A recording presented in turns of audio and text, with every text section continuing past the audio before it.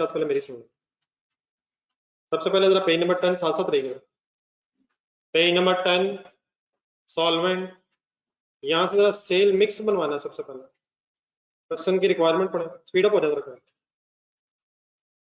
Question की requirement पढ़े, क्या फाइंड आउट करना था? ब्रेक इवन सेल्स का मतलब रुपीज या यूनिट्स, अल्टीमेटली रुपीज तक पहुंचना था, लेकिन ratio of quantity sold given नहीं थी, किसके मुताबिक ही रखनी है? नहीं, मतलब ratio of quantity sold would remain same, किसके मुताबिक रहनी है? रेशियो गिवन थी, ये फाइंड आउट करनी पड़ी, लेकिन किसकी बेस पे वो बता रहा था? क्वांटिटीज की बेस पे या अमाउंट की बेस पे? सेल क्वांटिटी की बेस पे रेशियो सेम रहनी है, सेल की अमाउंट की बेस पे? इसमें क्या गलती हो सकती है कहीं?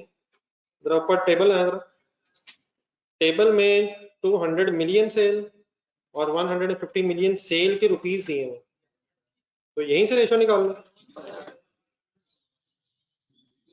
इन्हें पहले यूनिट्स में कन्वर्ट करना पड़ेगा ताकि क्वांटिटीज आ सके, और सेल प्राइस पर यूनिट्स गिवन है मेरे ख्याल है ए और बी रिस्पेक्टिवली, तो ए की क्वांटिटी सोल्ड बताएं कैसे? 200 million divided by 20 is equal to 10 million is a budgeted quantity sold of product A. B की वर्किंग करवाएं, 150 divided by 25, 6 million is a quantity sold of product B. Quantity sold क्यों निकाल रहा हूँ? क्योंकि quantity sold की ratio ने same रहना है। आवाज इधर से आ रही है, जमीन पे क्या ढूंढ रहे हैं? नहीं, कुछ ढूंढ रहे होंगे मैंने, लेकिन आवाज यहाँ से आ रही है। क्वांटिटी सोल्ड समझ आ गई सर? देन प्रोपोर्शन बनाने का तरीका केपी के डेयरीज में क्या फाइनल हुआ था? क्वांटिटी सोल्ड को इकट्ठा कर लें, टोटल करके अमाउंट बता दें, 16 मिलियन। नेक्स्ट स्टेप बोल दें 10 million divide by 16 million, percentage पहले निकाल लें, 62.5%, 62.5% एंड 37. कैसे वर्किंग की है? 10 million divide by 16 and 6 million divide by 16, 62.5% and 37.5%। ये अब ये डेफिनेटली अगली जो बात है वो एक सेकंड मेरी सुनना, ये फ्रैक्शन सेम रहनी चाहिए, परसेंटेज सेम रहनी चाहिए, ये परसेंटेज सेम रहनी चाहिए। आप इसे अगर फ्रैक्शंस में कन्वर्ट करना चाहते हैं तो वो इशू नहीं है, फ्रैक्शन कोई भी हो सकती है, बस परसेंटेज उस फ्रैक्शन में सेम रहे। लेकिन फाइनली मैंने केपी के डेयरीज में कहा आपसे ये था कि फ्रैक्शन बहुत बड़ी ना बनाए, कम से कम बना लें, लेकिन कम से कम बनाते हुए क्या ज़हन में रखना है कि आंसर अगर पॉइंट्स में ना जाए तो हमारे लिए आसानी रहेगी। तो एक सिंपल वे पहले बोर्ड पे देखें। एक तरीका ये भी हो सकता है कि हम सिंपली 10-6 बना लें। यहां से मैंने 10 देखा, यहां से मैंने 6 देखा, 10-6 क्या जरूरी है? 10-6 रेशियो सेम रखनी है। कौन सी रेशियो? कौन सी 62.5 एंड 37.5। अच्छा, ये भी कह सकता हूँ कि बैच साइज नहीं, एक मिनट, वो आपने वो तो किया होगा, आपने वो तो आंसर में नजर आया था, आंसर में तो 10-6 शायद नजर आया हो, आपने 5-3 की शायद किया, तो एक मिनट, इससे भी कह सकता हूँ 62.5 एंड 37.5, मतलब बैच साइज मैंने 100 का रख लिया, और 100 में देयरफॉर ए के कितने यूनिट्स हैं? 62.5, और बी के कितने हैं? तो ये भी ठीक है, लेकिन यहाँ बैच साइज 100 हो जाएगा। अच्छा, आपका नेट आंसर बिल्कुल सेम होगा। नेट आंसर से मुराद ये है कि जो एग्जामिनर ने आंसर मांगा है वो सेम होगा। मेरे वर्ड सुने गौर से, अगर आपका बैच साइज ज्यादा होगा तो कंट्रीब्यूशन बैच की तो बदल जाएगी, लेकिन बैच से जब यूनिट्स आप बनाएंगे तो वो यूनिट सेम ही होंगे, वो यूनिट सेम ही होंगे। इससे मुझे दोबारा याद आया, केपी के डेयरीज में आपने आखिरी स्टेप कंप्लीट करना था, बस वही रह गए। अगर वो हो गया तो कैलकुलेटर जल्दी से पकड़ो और केपी के डेयरीज का आंसर निकालो। एक मिनट, आंसर निकलेगा।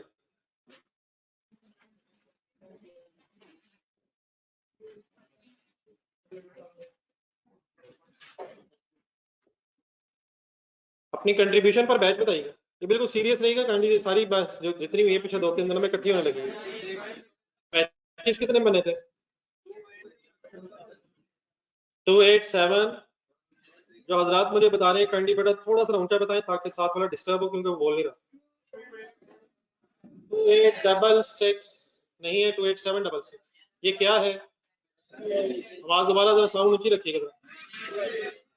बैचेस से यूनिट्स कैसे बनाऊं, पैकेट सॉरी कैसे बनाऊं? सेल मिक्स से मल्टीप्लाई होगा 5, 3 and 2। ठीक है। अब मैंने अभी आपसे ये कहा है कि अगर बैच साइज डिफरेंट भी हो जाएगा तो आपका आंसर अप्रोक्सीमेटली सेम रहेगा। अप्रोक्सीमेटली मैंने वर्ड इसलिए लगाया बीच में क्योंकि बैचेस हमें थोड़े राउंड ऑफ करने पड़े। मुझे कोई एक वर्किंग करवा दें मल्टीप्लाई बाय 5 करके, क्या आंसर आया? 143,830 पैकेट्स। और यहाँ हमारा जो बैच है वो बॉक्सेस में है, तो देयरफॉर आंसर पैकेट्स में आ गया। ठीक है। और डेफिनेटली से सेल प्राइस से मल्टीप्लाई करेंगे और रुपीज आ जाएंगे। लेकिन ये बता दें जरा, सेल प्राइस नेट वाली लेंगे या ग्रॉस वाली लेंगे? सेल प्राइस वो लेंगे जो सेल प्राइस होती है, और सेल प्राइस वो होती है जिसमें से खर्चे माइनस ना हो। यहाँ क्योंकि नेट और ग्रॉस वर्ड से इसलिए हमें बोलने पड़ रहे हैं, वरना सेल प्राइस सिंपली मींस वही सेल प्राइस जिसमें से कोई खर्चा लेस ना हो, which means I am talking about 263.16 for the product C plus. ठीक है। अब आपने अभी यहाँ कहीं आपने आंसर में जरा देखिएगा, केपीके डेयरीज में अभी 2 मिनट में होगा। आपने आंसर में कहीं कंट्रीब्यूशन पर बैच कैलकुलेट की है? सर जी की है सर। कैसे किए? कंट्रीब्यूशन पर packet multiplied by sale mix. Let's assume मेरा सेल मिक्स हो 50, 30 and 20। कैलकुलेटर पकड़ा आपने? सेल मिक्स मैंने किसकी बजाय क्या कर दिए? 5, 3, 2 की जगह मैंने 50, 30, 20 पैकेट्स का कर दिया, विच मींस मेरा एक बैच में 100 पैकेट्स होंगे। अगर मैंने यहां से कंट्रीब्यूशन पर बैच निकालनी हो तो बिल्कुल रिलैक्स करके देखते रहिएगा। फिगर्स बोले क्या करो? कंट्रीब्यूशन पर पैकेट मल्टीप्लाइड बाय 50, आगे बोले 92 into 30 and 90 into 20। आंसर बताओ। 9560। एक जीरो एक्स्ट्रा लग गया। पहले 10 पैकेट्स का एक बैच बना हुआ था, मैंने 100 का कर दिया है, तो यकीनन यहां तक मेरे साथ रहें। 9560 क्या है? कंट्रीब्यूशन पर batch containing 100 packets, in this case comprising of 50, 30 and 20 packets respectively of C, I, V। आपका बैच था 10 पैकेट्स, मैंने बैच जरा बड़ा रख के वर्किंग कर दी है, यकीनन मेरी कंट्रीब्यूशन पर बैच ज्यादा हो गई है। लेकिन क्वेश्चन की रिक्वायरमेंट देखें, क्वेश्चन नंबर 7 आपके सामने है। एग्जामिनर ने हमसे ब्रेक इवन बैचेस पूछे ही नहीं थे, उसने हमसे जो पूछा था इंशाल्लाह वो भी हमारा सेम है। उसने हमसे क्या पूछा था? ब्रेक इवन पैकेट्स पूछे थे। तो रिलैक्स रह के जरा दोबारा बोर्ड पे देखें। हमारी फिक्स कॉस्ट थी 27.5 मिलियन। अब डिवाइड बाय अगर 9560 में करूं तो इज इक्वल टू, एक मिनट आंसर बताओ, 2877 कर रहा हूँ, राउंड ऑफ हो रहा है, तो इग्नोरिंग राउंडिंग ऑफ इंशाल्लाह हमारा आंसर सेम आना है। अब ये क्या आया मेरा? ये बैचेस कम क्यों हो गए, आपके ज्यादा क्यों है? ना ना ना ना ना, रिलैक्स रिलैक्स। बैच साइज बड़ा हो गया ना, ना बैच साइज बड़ा। अब ये 100 पैकेट्स का जो बैच है उसके बैचेस है, तो आपके 10 पैकेट वाले बैचेस थे, तो आपके 10 पैकेट्स के बैचेस से मेरे 100 वाले हैं, ये exactly divide by 100 sort of होगा। लेकिन उससे हमने पहुंचना कहाँ है? बैचेस से क्या बनाना है? तो बैचेस से पैकेट्स से बनाएंगे, मल्टीप्लाई बाय 50 करूं या 5 करूं? 50 का मेरा बैच साइज 50 है, तो 28777 into 50 करूं, 1438। अब थोड़ा सा फर्क एंड में पड़ जाएगा क्योंकि हमने थोड़ा राउंड ऑफ किया, 2877 राउंड ऑफ किया। तो क्या उसने हमसे ब्रेक इवन पैकेट्स ही पूछे? पैकेज पूछे बैचेस पूछे? तो बैच साइज डिफरेंट होने से बैचेस का आंसर तो फर्क हो जाएगा, लेकिन आपका जो अल्टीमेट आंसर है वो इंशाल्लाह सेम ही रहेगा। सिर्फ करना क्या है, बैचेस निकालने और नंबर ऑफ बैच में जो नंबर ऑफ पैकेट्स हैं उनके सेल मिक्स से मल्टीप्लाई कर दो। किसी को मेरी बात समझ आई है? मैंने क्या कहा है, जरा रिपीट करेंगे शॉर्ट वर्ड्स में। बैच साइज जरूरी नहीं कि आपका वही हो जो आंसर में है, बैच साइज डिफरेंट हो सकता है, लेकिन इंशाल्लाह आपका फाइनल आंसर सेम है। तो मैं इसलिए नहीं कह रहा कि बैच साइज को मिनिमम कर लें कि आंसर गलत हो जाएगा, मैं इसलिए कह रहा हूँ कि बैच साइज को कम से कम कर लें ताकि हमारा टाइम कम वेस्ट हो। तो फाइनल क्या है जी, अगर हमें बैच ना मिले, बैच साइज ना मिले, रेशो ना मिले, तो रेशो हम जब खुद बनाएंगे तो हम मैक्सिमम सिंप्लीफाई कर लेंगे, लेकिन मैक्सिमम सिंप्लीफाई करते हुए बस अपने लिए एहतियात क्या रखेंगे कि आंसर अगर पॉइंट्स में ना जाए तो बेहतर। आई होप कि मैं कुछ समझा पाया हूँ। क्या मैंने समझाया? क्या बैच साइज मैटर करेगा? क्या आपका और आपके साथ वाले का बैच साइज डिफरेंट हो सकता है? यकीनन हो सकता है इंशाल्लाह, लेकिन नेट आंसर सेम। तो फाइनल आया, वापस आए, मैंने कहा 10-6 बैच हो सकता है, एग्रीड है? मैंने कहा 62.5 भी हो सकता है, 37.5 भी हो सकता है। सिर्फ किसको कांस्टेंट रखना हमने हमारे लिए जरूरी है, जो परसेंटेज है वो सेम रहे। लेकिन अगर उसी बात को अप्लाई किया जो मैंने आपके सामने पहले भी की और अभी भी की है, तो शायद हम 5-3 तक फाइनली आ सकते हैं। 5-3 से नीचे जाएंगे तो फिर आंसर पॉइंट्स में आ जाएगा, लेकिन 5-3 का यहाँ मतलब क्या होगा? कितने, अब यहाँ में से यूनिट्स है या पैकेट्स है? नहीं, यहाँ देखें जरा क्वेश्चन नंबर 9, वापस आप क्वेश्चन नंबर 9 में आ गए। अब सॉल्वेंट में यूनिट्स की गेम है या पैकेट्स की गेम है? अब यहाँ यूनिट से एक पैकेट शॉर्ट ऑफ में जाएगा, तो अगर 8 यूनिट्स इकट्ठे किए जाए तो उन 8 यूनिट्स का मिक्स क्या होगा? 5-3, ठीक है। अब आप लोग बता दें, आप लोगों ने वर्किंग 10-6 से की है, 5-3 से की है, कुछ और अल्टरनेट से की है? नहीं मतलब अब इससे फर्क नहीं पड़ेगा, आपका नेट इंशाल्लाह आंसर सेम रहेगा। तो आई होप कि ये मिक्स बनाने वाला काम फिलहाल क्लियर है। ये ऑनलाइन स्टूडेंट्स अब मिक्स में तो नहीं इशू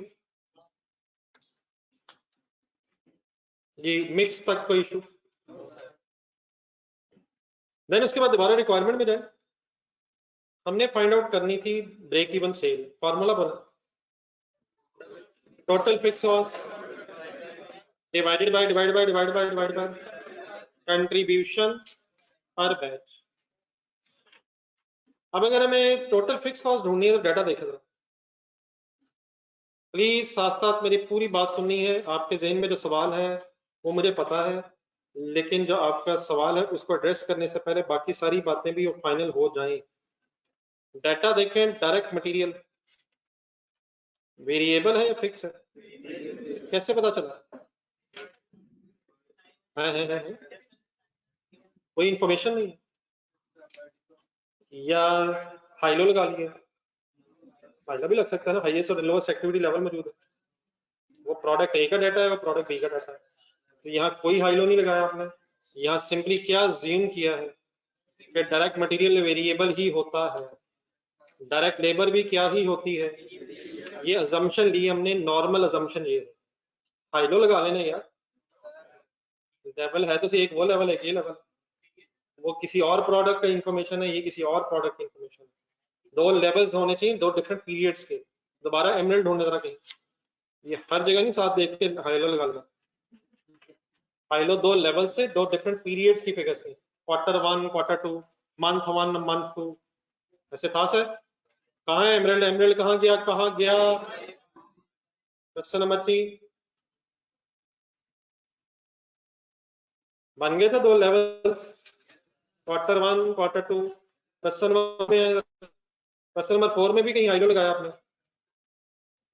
लगाया, नीचे वाला पॉइंट नंबर 3 देखें, सेलिंग एक्सपेंसेस में हाइलो लगाया था, कैसे लग गया था? जनवरी फरवरी महीनों का डाटा मिल गया था, जनवरी फरवरी महीनों का डाटा मिल गया था। वापस आए, प्रोडक्ट ए बी का डाटा मींस जनवरी फरवरी का डाटा, ईयर 1-2 का डाटा, ये डिफरेंट प्रोडक्ट्स का डाटा।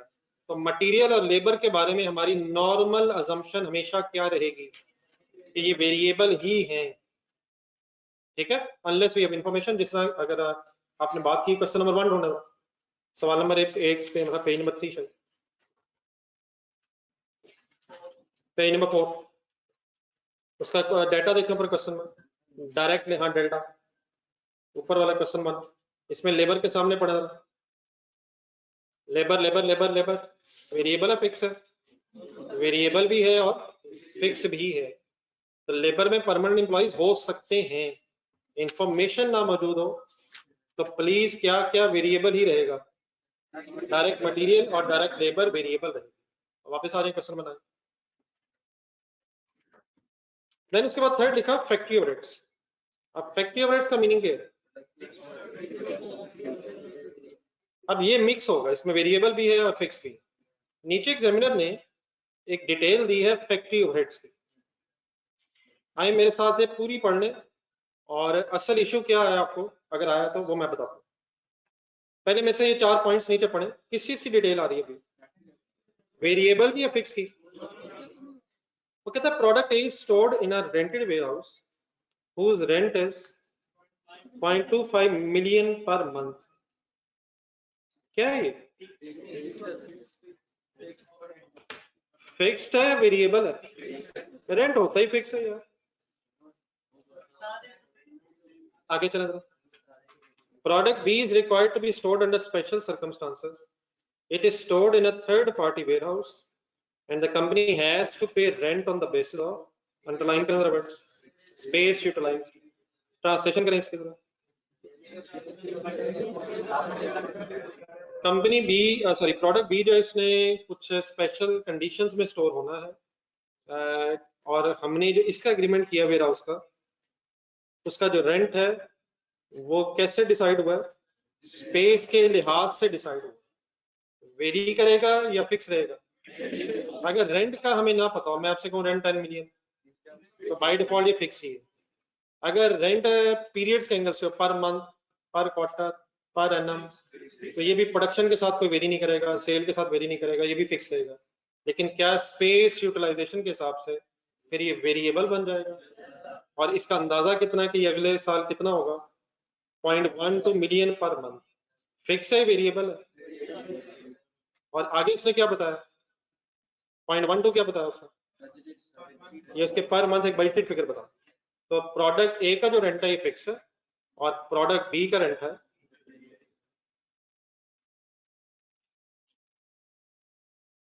सर पर मंथ तो सेम है प्रोडक्ट बी का, तो फिर ये वेरिएबल कैसे? स्पेस की बेस पे है। आगे वो क्या बता रहा है कि हमारा अंदाजा ये है कि हर महीने जो स्पेस इस्तेमाल होगी उसका रेंट 0.12 है। लेकिन क्या स्पेस अगर कम ज्यादा इस्तेमाल हो तो ये डिफरेंट हो सकता है? तो 0.12 फिर क्या है? मतलब बजटेड क्या है फिर? नहीं, क्या अंदाजा? हमारा इस चीज का अंदाजा है कि हम स्पेस जितनी इस्तेमाल करेंगे उसके हिसाब से ये रहे। लेकिन अगर स्पेस कम ज्यादा इस्तेमाल हो जाए तो अकॉर्डिंगली ये चेंज भी हो सकता है, ठीक है ना मैम? तो बाद में उसने एक अंदाजा तो बताना ही था ना, ताकि आप वर्किंग कर सकें।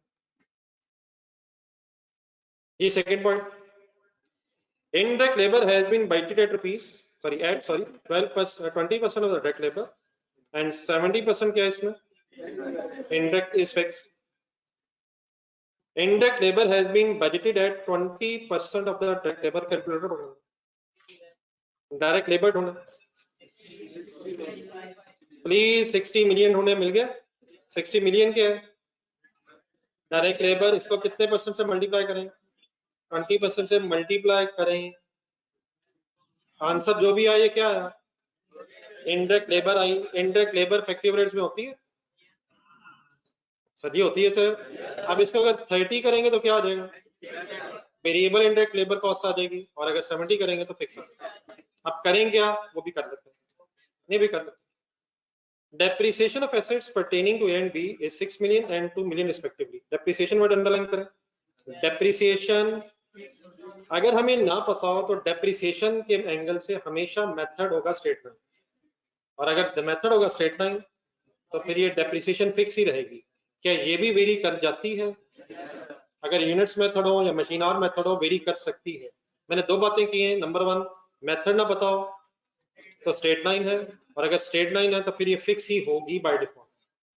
अगली लाइन में 80% of cost of electricity and fuel varies in accordance with the production in units and the total cost has been budgeted at rupees 4 million. Sentence पूरा पढ़ा नहीं, आराम से 4 मिलियन क्या बताया सर? किसकी टोटल कॉस्ट? इलेक्ट्रिसिटी की टोटल कॉस्ट 4 मिलियन है, उसका 80% किसके साथ वेरी करेगा? इसका मतलब इसका जो 20% है वो फिक्स है, वो fix line rent sort of होगा, कोई वो इतनी बिजली इस्तेमाल होनी है चाहे हम प्रोडक्शन कम करें या ज्यादा करें, कुछ ऑफिस वगैरह में इस्तेमाल हो जानी है। लेकिन जो बाकी 80% है उसने प्रोडक्शन के साथ चेंज होना है, तो 80% इज वेरिएबल या 100% इज वेरिएबल? 4 मिलियन नहीं हो सकती है, लेकिन इस वक्त सारी बहस जो है वो फैक्ट्री ओवरहेड्स की है। ये सारी इंफॉर्मेशन फैक्ट्री ओवरहेड्स की है। और फैक्ट्री ओवरहेड्स क्या होते हैं? जब फैक्ट्री में इंकर होते हैं, और फैक्ट्री में अगर इंकर होते हैं तो होते ही प्रोडक्शन से रिलेटेड। तो अगर 4 मिलियन को देखा जाए तो ये है टोटल इलेक्ट्रिसिटी कॉस्ट, उसका अगर आप 80% करेंगे तो ये वेरिएबल बन जाएगा। लेकिन एक सेकंड जरा 80% कीजिएगा जरा, इसकी वर्किंग भी इस तरह समझ लें, इसे प्रोडक्ट ए और बी में डिवाइड कैसे करेंगे? 3.2 मिलियन क्या है? वेरिएबल इलेक्ट्रिसिटी कॉस्ट है फैक्ट्री ओवरहेड्स के अंदर। अब इसने किसके साथ चेंज होना है? ये इन varies in line with number of units of production. अब यूनिट्स ऑफ प्रोडक्शन ढूंढे कहीं जरा। 10 और 6 मिलियन तो सेल के यूनिट्स नहीं है, यही प्रोडक्शन के भी होंगे क्योंकि स्टॉक नहीं है। तो अगर हम इसे डिवाइड करना चाहें कि ए से रिलेटेड कितनी वेरिएबल इलेक्ट्रिसिटी है और बी से रिलेटेड कितनी है, तो कैसे कर सकते हैं? 10 मिलियन लिखें, इस तरह की अब चीजें पता होनी चाहिए। 10 लिखें दोबारा तो सॉल्व कर लेगा, कर लिया एक दो दोबारा में सब वर्किंग कर। 10 क्या लिया मैंने? Production units of A divide by क्या करूं? 16 परसेंटेज बन जाएगी यहाँ से, और मल्टीप्लाई बाय क्या कर लेंगे? 3.2 मिलियन। इससे क्या हो जाएगा? वेरिएबल इलेक्ट्रिसिटी का खर्चा ए का डिस्ट्रीब्यूट हो जाएगा। और सिमिलरली 10 की जगह 6 डिवाइड बाय 16 से डिवाइड करेंगे और मल्टीप्लाइड बाय 3.2 मिलियन। एक सेकंड।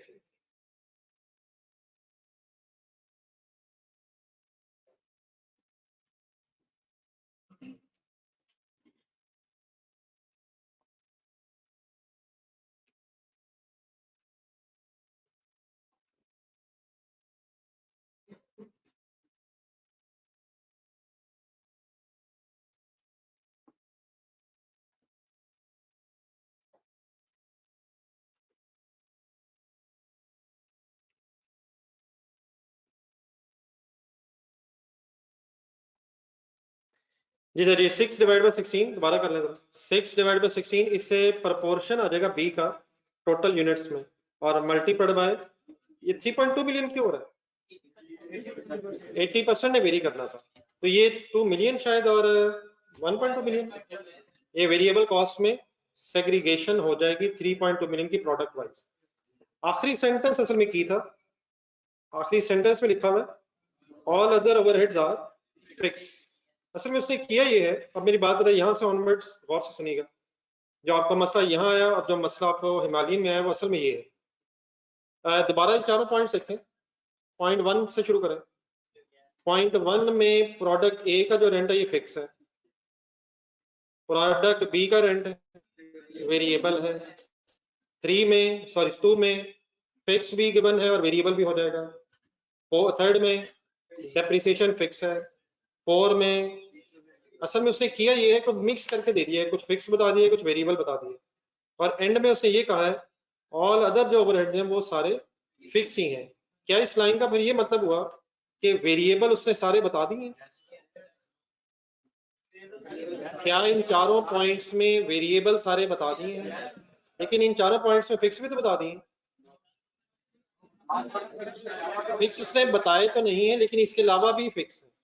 इट मींस यहां से अगर हम वेरिएबल इकट्ठे कर लें और फैक्ट्री ओवरहेड में से माइनस कर दें तो हमारे पास सारे फिक्स्ड ओवरहेड्स आ जाएंगे, वो वाले भी जो गिवन है और वो वाले भी जो अदर हैं। यहां से क्या पूरा इकट्ठा हो सकता है? सोच ले, फिक्स सारे इकट्ठे हो सकते हैं, वो क्यों नहीं? इनके अलावा भी फिक्स मौजूद हैं, लेकिन क्या सारे वेरिएबल उसने बता दिए हैं? तो यहाँ से क्या पूरा इकट्ठा हो जाएगा वेरिएबल, और किस में से माइनस करके क्या आ जाएगा? लेकिन मेरी बात समझने के लिए